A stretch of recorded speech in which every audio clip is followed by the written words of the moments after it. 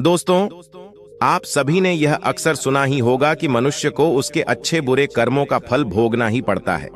लेकिन आज की इस वीडियो में जानेंगे कि क्या माँ बाप के अच्छे और बुरे कर्मों का फल पुत्र को भोगना पड़ता है। तो नमस्ते दोस्तों, हमारे बोधि इनसाइट्स यूट्यूब चैनल में एक बार फिर से आप सभी का दिल से स्वागत है। तो दोस्तों, जैसे औलाद अच्छा या बुरा कर्म करती है तो उसे उनके माता पिता को भोगना पड़ता है, ठीक उसी प्रकार माता पिता के अच्छे और बुरे कर्मों का फल उनकी औलाद को मिलता है और उन्हें भोगना पड़ता है। तो दोस्तों, आज की वीडियो बहुत ही महत्वपूर्ण और ज्ञानवर्धक होने वाली है, तो कृपया वीडियो में अंत तक जरूर बने रहे। तो चलिए कहानी को शुरू करते हैं। एक समय की बात है, एक महान तपस्वी अपने आश्रम में रहता था। एक दिन उसकी पत्नी ने पूछा, स्वामी, क्या माता पिता के अच्छे और बुरे कर्मों का फल उनकी संतान को भोगना पड़ता है? तभी महात्मा ने कहा, हे देवी, माता पिता के अच्छे और बुरे कर्मों का फल उनकी संतान को अवश्य ही भोगना पड़ता है। आज मैं आपको एक प्राचीन कथा सुनाता हूं, जिसे सुनने के बाद आपको पता चल जाएगा कि कैसे माता पिता के अच्छे और बुरे कर्मों का फल उनकी औलाद को मिलता है और उन्हें भोगना पड़ता है। फिर महात्मा ने कथा को सुनाना आरंभ करते हैं और कहते हैं, हे देवी, प्राचीन समय की बात है, एक गांव में एक गरीब आदमी रहता था। वह बहुत ही गरीब था। किसी तरह से मेहनत मजदूरी करके अपने घर का पालन पोषण करता था। उसे मजदूरी में दिन भर काम करने के बाद 50 रुपए मिलते थे। उसमें से वह 25 रुपए रोजाना दान करता था और 25 रुपए में अपने परिवार का पालन पोषण करता था। इस प्रकार कुछ समय बीतने के बाद उसके घर में एक लड़के का जन्म हुआ। उस गरीब आदमी के परिवार में अब कुल 3 सदस्य हो गए, दोनों पति पत्नी और एक लड़का। अब धीरे धीरे उनके पालन पोषण में उस आदमी को समस्या होने लगी, क्योंकि इधर दिन प्रतिदिन महंगाई बढ़ती जा रही थी। फिर महात्मा ने कहा, हे देवी, एक दिन की बात है, उस आदमी के लड़के ने अपने पिता से पूछा, पिताजी, आप रोजाना 50 रुपए कमाते हैं, जिसमें से आप 25 रुपए रोज दान कर देते हैं, और 25 रुपए में हम अपना गुजारा कैसे कर पाएंगे? उस आदमी को चुपचाप देखकर उसकी पत्नी ने कहा, बेटा, ऐसी कोई बात नहीं है। तुम्हारे पिताजी रोज 50 रुपए कमाते हैं और 25 रुपए दान कर देते हैं। ये तुम्हारे लिए ही दान करते हैं, दूसरों के लिए नहीं। लेकिन वह लड़का इस बात को नहीं समझ पाया, क्योंकि वह लड़का बहुत ही छोटा सा था। महात्मा ने कहा, हे देवी, इसी तरह से कुछ समय बीतता गया और उस गरीब आदमी का लड़का धीरे धीरे बड़ा होने लगा और उस लड़के की उम्र 7 वर्ष की हो गई। इधर एक दिन वह आदमी काम करके शाम के समय वापस अपने घर लौट रहा था। तभी रास्ते में एक काला भैंसा आया और आकर उस गरीब आदमी को मारने लगा। उस भैंस के मारने की वजह से उस आदमी की वहीं पर मृत्यु हो गई। जब उस आदमी की पत्नी और उसके लड़के को पिता की मृत्यु की खबर मिली तो उनको बड़ा दुख हुआ। फिर एक दिन उस गरीब आदमी के लड़के ने अपनी मां से पूछा कि मां, हमारे पिताजी कहां चले गए हैं? उस गरीब आदमी की पत्नी ने कहा कि बेटा, तुम्हारे पिताजी हम सबको छोड़कर यमपुरी में यमराज के पास चले गए हैं। तब बेटे ने कहा, जब पिताजी थे तो रोजाना 50 रुपए कमाते थे और 25 रुपए की बचत करते थे। हमारा पालन पोषण उसी 25 रुपए में करते और बाकी के 25 रुपए वह दान करते थे। अब हमारा पालन पोषण कैसे होगा? कैसे हमारा पेट भरेगा? फिर मां ने अपने बेटे से कहा, बेटा, जिस घर में गरीबी होती है उसका कोई सहायक नहीं होता है। उससे सभी दूर भागने लगते हैं सिवाय भगवान के, क्योंकि वही गरीबों के सहायक होते हैं। फिर बेटे ने अपनी मां से कहा कि मां, ऐसा मत सोचो, मैं यमराज के पास जाऊंगा और अपने पिताजी को वापस लेकर आऊंगा। हमारी गरीबी देखकर यमराज को हमारे ऊपर अवश्य दया आ जाएगी और वह हमारे पिताजी को मेरे साथ अवश्य भेज देंगे। फिर महात्मा ने कहा, हे देवी, उस छोटे से बच्चे की बात पर उसकी मां ने ध्यान नहीं दिया। फिर एक दिन की बात है, उस गरीब आदमी की पत्नी अपने लड़के को घर पर अकेला छोड़कर गांव में काम करने के लिए चली गई। और उधर जो उसका लड़का था, उसने मन में सोचा कि मैं यमराज के पास जाता हूं और अपने पिताजी को लेकर आता हूं। ऐसा सोचकर वह लड़का अपने पिताजी को लाने के लिए अपने घर से चल देता है। उस लड़के को चलते चलते काफी समय बीत गया फिर उसे थकान का अनुभव हुआ और वह एक बहुत ही विशाल आम के पेड़ को देखकर उसकी छाया में जाकर के बैठ गया। तभी उस आम के पेड़ ने मनुष्य की आवाज में कहा कि बेटा, तुम कौन हो और कहां जा रहे हो? मेरी छाया में आज तक तुम्हारे जैसा कोमल बालक नहीं आया है। फिर उस लड़के ने कहा कि मैं एक गरीब आदमी का बेटा हूं और अपने पिताजी को लाने के लिए यमराज के पास जा रहा हूं। उस आम के पेड़ ने जब उसकी यह बात सुनी तो उसने कहा कि बेटा, तू मेरे लिए भी यमराज से एक प्रश्न पूछ कर आना कि मैं कई वर्षों से यहां पर लगा हुआ हूं, लेकिन मेरा एक भी पत्ता जमीन पर नीचे नहीं गिरता है और ना ही मेरी डालियां सूखती हैं। मैं कितने वर्षों तक और यहां पर खड़ा रहूंगा? मैंने अपने पूर्व जन्म में ऐसा कौन सा पाप किया था जिस कारण से मुझे इस योनि से मुक्ति नहीं मिल पा रही है? इसका कौन सा कारण है? तब उस लड़के ने कहा कि ठीक है, मैं यमराज से तुम्हारा यह प्रश्न जरूर पूछकर आऊंगा। महात्मा ने कहा, हे देवी। इतना कहकर वह लड़का वहां से आगे जाता है और चलते चलते रास्ते में उसे एक इच्छाधारी सर्प मिला। उस सर्प को देखकर वह लड़का डर के मारे कांपने लगा और वहां से भागने ही वाला था।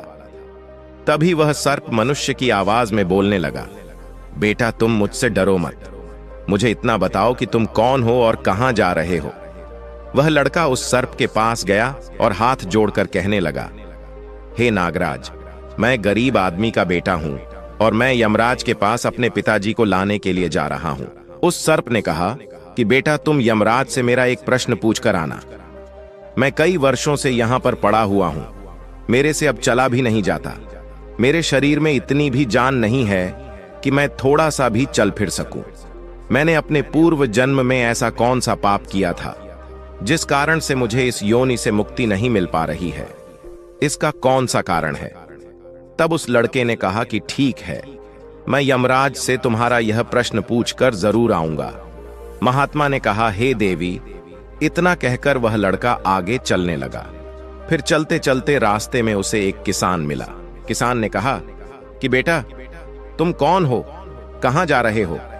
देखने में तो तुम बड़े ही सुकुमार और कोमल लग रहे हो। फिर उस लड़के ने कहा कि मैं एक गरीब आदमी का बेटा हूं और मैं यमराज के पास अपने पिताजी को लाने के लिए जा रहा हूं।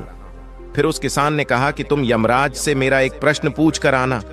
मैं चलते हुए राहगीरों की प्यास बुझाने के लिए कई सालों से यहां पर एक बावड़ी खुदवा रहा हूं, लेकिन इसमें पानी अभी तक नहीं निकला है। मैंने अपने पूर्व जन्म में ऐसा कौन सा पाप किया था जिस कारण से इस बावड़ी में अभी तक पानी नहीं निकला है? मैंने इसमें बहुत सारे पैसे भी खर्च कर दिए हैं, इसका क्या कारण है? उस लड़के ने कहा, ठीक है, मैं यमराज से तुम्हारा यह प्रश्न जरूर पूछकर आऊंगा। महात्मा ने कहा, हे देवी। इतना कहकर वह लड़का वहां से आगे की ओर चलने लगा। चलते चलते रास्ते में उसे एक बहुत बड़ा तालाब मिला। फिर वह लड़का तालाब के किनारे पर गया और पानी पीने लगा। तभी उस तालाब से तैरती हुई एक बतख आई और कहने लगी, बेटा, तुम कौन हो और कहां जा रहे हो? तब उस लड़के ने कहा कि मैं गरीब आदमी का बेटा हूं और मैं यमराज के पास मेरे पिताजी को लाने के लिए जा रहा हूं। महात्मा ने कहा, हे देवी। उस लड़के की बात सुनकर उस बतख ने कहा कि बेटा, तुम यमराज से मेरा एक प्रश्न पूछ कर आना। कई वर्षों से मैं इस तालाब में भटक रही हूं। मेरी 7 पीढ़ियां गुजर गई हैं, परंतु मैं अभी तक इसी तालाब में रह रही हूं। मैंने अपने पूर्व जन्म में ऐसा कौन सा पाप किया था जिसके कारण मुझे इस योनि से मुक्ति नहीं मिल पा रही है? इसका क्या कारण है?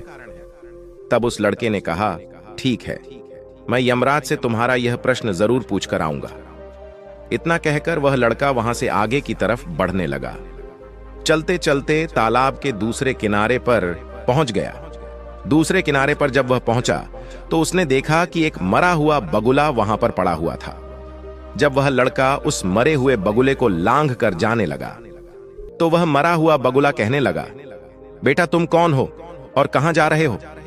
उस लड़के ने उसकी आवाज सुनकर कहा कि मैं एक गरीब आदमी का लड़का हूं और मैं यमराज के पास अपने पिताजी को लाने के लिए जा रहा हूं। उस बगुले ने कहा कि तुम यमराज से मेरा एक प्रश्न पूछ कर आना कि मेरा शरीर कई वर्षों से इस तालाब के किनारे पर ही पड़ा हुआ है। कभी पानी की लहर आती है तो मेरा शरीर तालाब के अंदर चला जाता है और पानी की लहर से वापस तालाब के बाहर निकलकर किनारे पर आ जाता है। ना तो मेरा शरीर गलता है और ना ही सड़ता है। इतने सालों से जैसे का तैसा ही है। मैंने अपने पूर्व जन्म में ऐसा कौन सा पाप किया था जिसके कारण मुझे इस शरीर से मुक्ति नहीं मिल पा रही है, और इसका क्या कारण है? उस लड़के ने कहा, ठीक है, मैं यमराज से तुम्हारा यह प्रश्न जरूर पूछकर आऊंगा। महात्मा ने कहा, हे देवी। इतना कहकर वह लड़का वहां से चलने लगा और वहां से चलते चलते यमपुरी में पहुंच गया और वहां पहुंचकर यमराज को प्रणाम किया और हाथ जोड़कर कहने लगा, हे यमराज, मेरे पिताजी कहां पर है? जब मेरे पिताजी घर पर थे तो वह रोजाना 50 रुपए कमाते थे, जिसमें से 25 रुपए तो दान कर देते थे और 25 रुपए में से हम लोगों का पालन पोषण करते थे। लेकिन अब मेरे पिताजी घर पर नहीं है तो मैं और मेरी मां भूखे मर रहे हैं। आप उन्हें जल्दी से मेरे साथ हमारे घर पर भेज दीजिए। महात्मा ने कहा, हे देवी। फिर यमराज ने उस लड़के की बात सुनकर कहा, ठीक है, मैं तुम्हारे पिताजी को घर पर भेज दूंगा, पहले तुम यहां पर बैठो। यमराज ने उस लड़के को अपने पास में बिठाया और उसको भोजन कराया। भोजन कराने के बाद पूछा कि तुम्हें और क्या चाहिए। फिर उस लड़के को रास्ते में जो जो मिले थे उनके प्रश्न यमराज से पूछे। यमराज ने उन सभी के प्रश्नों का उत्तर दिया और कहा कि बेटा, तुम जाते समय उन सबको उनके उत्तर बताते जाओ। फिर यमराज ने कहा कि बेटा, तुम अपने घर पर जाओ, तुम्हारी मां तुम्हारा इंतजार कर रही है, तुम्हारे पिताजी तुम्हारे घर पर पहुंच जाएंगे। फिर वह लड़का यमराज को प्रणाम करके वहां से वापस अपने घर के लिए चलने लगा। चलते चलते रास्ते में सबसे पहले उसे वहीं मरा हुआ बगुला मिला जो तालाब के किनारे पर पड़ा हुआ था। उस लड़के को देखकर वह मरा हुआ बगुला कहने लगा, बेटा, क्या तुमने यमराज से मेरा प्रश्न पूछा था? तब उस लड़के ने कहा, हाँ, मैंने यमराज से तुम्हारा प्रश्न पूछा था। यमराज ने कहा कि तुम पहले बहुत बड़े विद्वान थे, परंतु तुमने किसी को भी अपना ज्ञान नहीं बताया। अब मर गए हो, वह ज्ञान तुम्हारे अंदर ही अंदर खौल रहा है। जब तक तुम अपना ज्ञान किसी को नहीं बताओगे तब तक तुम्हारी आत्मा को शांति नहीं मिलेगी। महात्मा ने कहा, हे देवी। फिर उस मरे हुए बगुले ने कहा कि बेटा, अब ऐसी हालत में मेरे पास ज्ञान लेने के लिए कौन आएगा? तुम मेरा ज्ञान ले लो। फिर उसने उस लड़के को जितना भी उसके पास ज्ञान था वह सारा ज्ञान उस लड़के को दे दिया, और ज्ञान देने के बाद तुरंत ही उसकी आत्मा को मोक्ष की प्राप्ति हो गई। फिर वह लड़का आगे चल पड़ा। चलते चलते उसे वहीं बतख मिली। बतख ने कहा कि बेटा, क्या तुमने यमराज से मेरा प्रश्न पूछा था? उस लड़के ने कहा कि हाँ, यमराज से मैंने तुम्हारा प्रश्न पूछा था। उन्होंने कहा कि तुम्हारे अंदर अमृत है, जब तक तुम इस अमृत को किसी को नहीं दोगी तब तक तुम ऐसे ही व्याकुल रहोगी। बतख ने कहा कि बेटा, अब कौन मिलेगा मुझे, तुम ही मेरा अमृत ले लो। फिर बतख ने अपना अमृत उस लड़के को दे दिया, और अमृत देते ही उस बतख की आत्मा को मोक्ष की प्राप्ति हो गई। इसी तरह से वह लड़का वहां से आगे बढ़ने लगा। फिर चलते चलते रास्ते में उसे वही किसान मिला जो राहगीरों के लिए बावड़ी खुदवा रहा था। उस किसान ने जैसे ही उस लड़के को देखा तो बड़े प्रेम से हाथ जोड़कर के कहने लगा कि बेटा, क्या तुमने यमराज से मेरा प्रश्न पूछा था? उस लड़के ने कहा, हाँ, पूछा था। यमराज ने कहा कि आपके घर में एक जवान कन्या कुंवारी बैठी हुई है। जब तक आप उस लड़की का विवाह नहीं करोगे और कन्यादान नहीं करोगे तब तक इस बावड़ी में पानी नहीं निकलेगा। पहले जो तुम्हारा कर्म है उसे पूरा करो। जो ईश्वर ने तुमको दायित्व सौंपा है उस पर ध्यान दो। पहले आप कन्यादान करो, उसके बाद इस बावड़ी को खुदवाओ। फिर उस किसान ने कहा कि मैं अपनी लड़की के लिए लड़का कहां ढूंढने के लिए जाऊंगा? तुम मुझे बहुत ही सीधे साधे स्वभाव के दिख रहे हो और सुंदर भी हो और देखने में बहुत ही अच्छे लग रहे हो, इसलिए बेटा तुम ही मेरी लड़की से विवाह कर लो। महात्मा ने कहा, हे देवी। फिर उस किसान ने अपनी लड़की का विवाह उस लड़के के साथ कर दिया। फिर किसान ने अपनी लड़की को बहुत सारा धन देकर विदा कर दिया। फिर वह लड़का आगे चला। चलते चलते रास्ते में उसको वहीं इच्छाधारी सर्प मिला। उस सर्प ने कहा कि बेटा, क्या तुमने यमराज से मेरा प्रश्न पूछा था? तब उस लड़के ने कहा कि हाँ, पूछा था। यमराज ने कहा कि तुम्हारे पास जो नागमणि है, तुम उस नागमणि को धरती पर नहीं उगलते हो और न कभी किसी को दान दिया है। जब तक तुम इस नागमणि का दान नहीं करोगे, तब तक तुम्हारा शरीर ऐसे ही बना रहेगा। फिर उस सर्प ने कहा कि बेटा, मैं यह नागमणि अब किसको दूं? इस नागमणि को तुम ही ले लो। फिर उस सर्प ने अपनी नागमणि को उस लड़के को दे दिया। नागमणि को देते ही उस सर्प की आत्मा को मोक्ष की प्राप्ति हो गई। इस तरह से वह लड़का अपनी पत्नी को लेकर फिर आगे चलने लगा। फिर चलते चलते रास्ते में उसे वहीं आम का विशाल पेड़ मिला, जिसकी छाया में उसने विश्राम किया था। उसने पूछा कि बेटा, क्या तुमने यमराज से मेरा प्रश्न पूछा था? उसने कहा, हाँ, पूछा था। यमराज ने कहा कि पूर्व जन्म में तुम्हारा काम स्कूल में बच्चों को शिक्षा देना था। तुम्हारा पद एक गुरु का था, परंतु तुमने अपने पद का सही इस्तेमाल नहीं किया। तुम शिक्षा देने के बदले में छोटे छोटे बच्चों से अपना काम करवाते थे और उन्हें अच्छी तरह से शिक्षा नहीं देते थे। तुम पूर्व जन्म में बहुत बड़े विद्वान थे, परंतु तुमने उन बच्चों को शिक्षा नहीं दी। उन्हीं बच्चों के श्राप के कारण तुम हिलडुल नहीं सकते। तुम्हारे अंदर जो ज्ञान भरा हुआ है, उसे किसी को दे दो। इसके बाद में तुम्हें मोक्ष की प्राप्ति होगी। महात्मा ने कहा, हे देवी। उस लड़के की बात सुनकर उस आम के पेड़ ने कहा कि मैं यह ज्ञान किसे दूंगा, तुम ही ले लो। फिर उस आम के पेड़ ने उस लड़के को अपना जितना भी उसके पास ज्ञान था सब दे दिया। जैसे ही उस आम के पेड़ ने उस लड़के को अपना ज्ञान दिया, तो उसकी भी आत्मा को शांति मिल गई और वह उस पेड़ की योनि से मुक्त हो गया। वह लड़का अपनी पत्नी के साथ चलते चलते अपने घर पहुंच गया।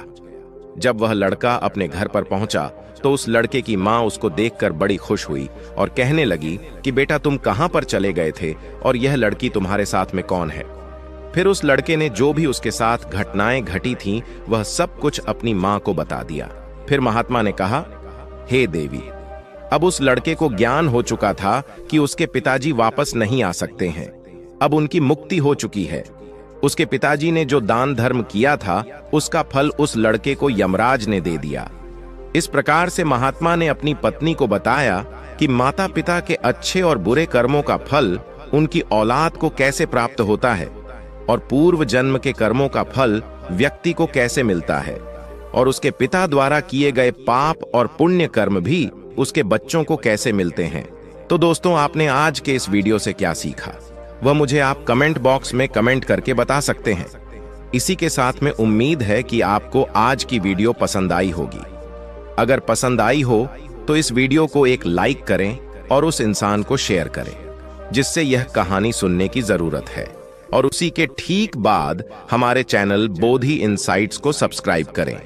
तो चलिए फिर मिलते हैं ऐसी एक और नई वीडियो में एक नए मैसेज के साथ। तब तक के लिए अपना और अपने माता पिता का और अपने घर परिवार वालों का ख्याल रखें। धन्यवाद और नमो बुद्धाय।